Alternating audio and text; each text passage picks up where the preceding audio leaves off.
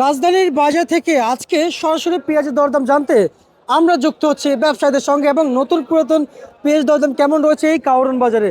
সঙ্গে থাকুন, সরাসরি যুক্ত হচ্ছি। আসসালামু আলাইকুম। ওয়ালাইকুম সালাম।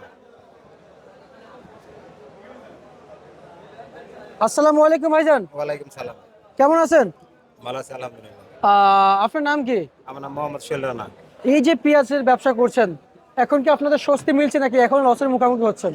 এখনো লসের মুখোমুখি হয়নি, লসের মুখোমুখি সামনে হোম পেঁয়াজের দাম কমলেই কমলে কমলে কিভাবে লসের মুখোমুখি হবেন? আমাদের কিনা বেশি থাকবো, লস হয়ে যাবো গা। ওদের কৃষকের আমদানি করবো, আমদানি করলে আপনার লস হবে।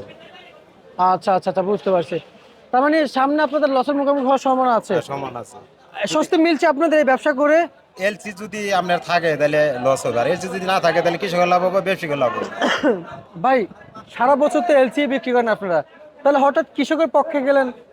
এটা বাংলাদেশের কৃষক, মনে করেন যে আমার বাবাও কৃষক আছে, আমরাও তো 2 টাকা পাবো তা অবশ্যই। এর জন্য। তাহলে এখন আমি বুঝতে পারছি, এখন আপনাদের সিদ্ধান্তটা আমার কাছে ভালো লাগছে যে অন্যান্য বছর আপনি এলসি ছাড়া কিছু বুঝতেন না, না, এই বছর আসলে এলসি এলসি না ছাড়াতে চলছিল বাংলাদেশ। এলসি সারে ভালো আছিল, এলসি হাইতে আরো ক্ষতি বেশি হইতো। তার মানে মর্মটা বুঝছেন এখন যে আমাদের, হ্যাঁ আমরা দেশি মানুষ, দেশি দেশপ্রেমিক হই, তাই না? তার মানে এখন ঠিক আছে। দেশটা সবচেয়ে ভালো ভাই, এই বাইরের জিনিস খাবো কেন আমরা? একটু বলবেন, যেটা আপনারা আপনি কি একদিক দিয়ে ব্যবসা করছেন, আপনার যে বাপ রয়েছে উনিও কি কৃষক, কৃষক। ওনারা তো পেঁয়াজ আবাদ করে। অবশ্যই ব্যবসা আবাদ করি। আচ্ছা, সার বিষ কীটনাশকের বিষয়টি বলেন যে কি অবস্থা বাজারে ভাই? সার বিষয়ের খবর আমার বাবাই বলতে পারবে, আমি এলে এগুলোর মধ্যে থাকি না, ঠিক আচ্ছা আছে? আচ্ছা, আপনি শুধু বাজারে? বাজারই থাকি। আচ্ছা, তাহলে আমাদেরকে বাজার থেকে মুড়ি কাটা বাজারটা একটু জানাবেন। মুড়িঘাটা বাজার আপনার 70 থেকে 72 টাকা। 70 থেকে 72 টাকা। আর নর্মালি হইলো আপনার 65 টাকা 66 টাকা। আচ্ছা আচ্ছা আচ্ছা আচ্ছা আচ্ছা। এই পেঁয়াজ কত চলছে?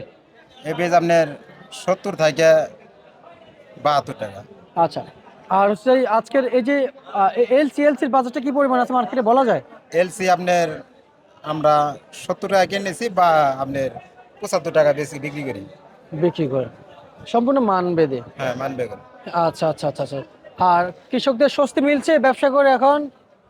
কৃষকের মনে করেন যে অবস্থা বর্তমানে এখন খারাপ হবে, পেঁয়াজের দাম কমলে।